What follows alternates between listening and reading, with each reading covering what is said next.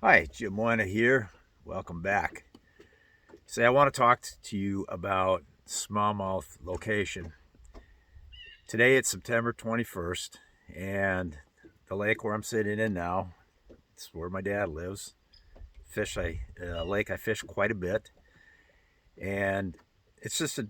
I just want to make a few comments about smallmouth location because what happens in this lake happens in many, many other lakes throughout the smallmouth range. And I'm talking primarily in northern natural lakes. And that is this time of year, um, the fish start grouping up in bigger and bigger groups, and you'll find them moving out a little deeper and a little deeper than they were earlier in the summer.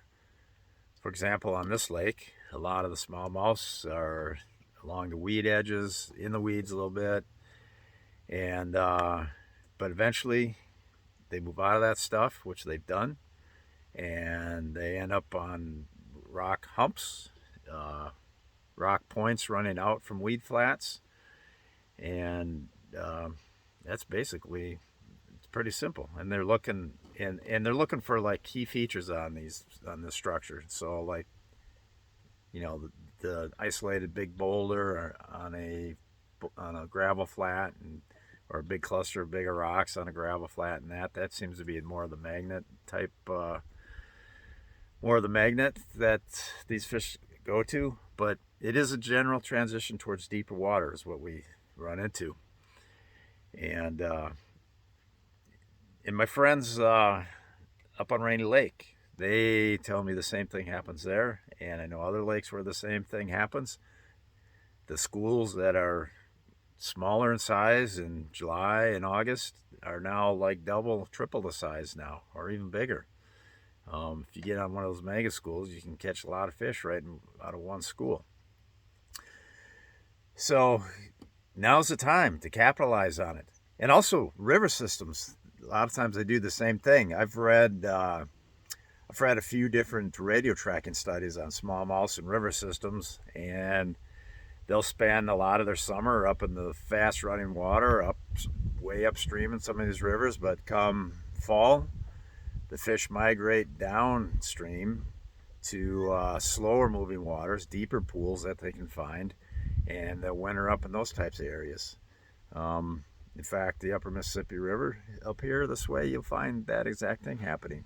Um, I haven't done it so much myself, but I got friends of mine that have got on that pattern where they find these late fall schools of smallmouth that are, and basically these are the places where they end up just overwintering. So they get on these fish, and it's quite a few bites, quite a few fish out of these schools.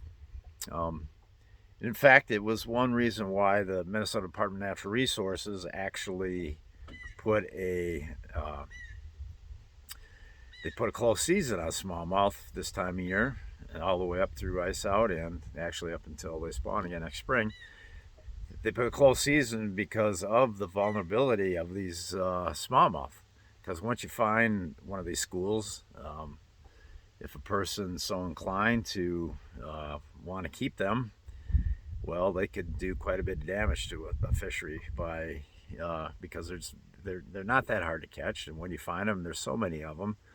Uh, it's one fisherman can greatly abuse this behavior of smallmouth. So that's and hats off to the Minnesota Department of Natural Resources for putting out this rule, making this law. It's was forward thinking, forward seeing, and our smallmouth fisheries are all the better for it year round. So yeah, so if you want to get on a good smallmouth bite, just pick out and just one last reminder: not all fish are doing the same thing in every lake, but this is a trend you'll see in a lot of the lakes. And even within this given lake, you'll find these fish are, always can find fish doing a group of fish doing something weird or different. But by and large, this movement to wintering holes is a real thing. It happens in many of these fisheries, and it's a great opportunity to get on a whole bunch of fish and have a lot of fun with them. And as far as catching these types of fish, it may be a little bit dependent on the fishery you're on. Some fisheries, they might go for the drop shot better. Some, it might be the football jig. Sometimes you might want to throw an A-rig, you know, if you're allowed to, and that's in your state, or just a swim jig.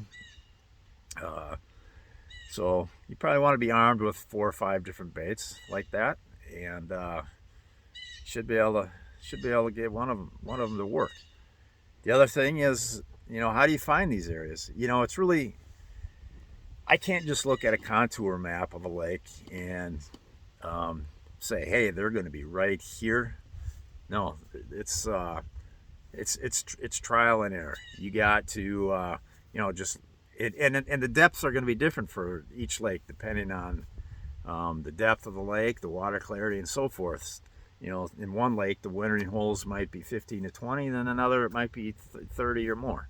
So you have to look at that too. So back to just predicting these areas. The only way to do it is just trial and error. You know, when you go to a lake, you know, maybe circle a few areas. You know, circle some humps, circle some deep running points out from flats, and go check them out with your electronics. Do some, you know, see if you can see the fish, at least see some structure, fish them, see what happens.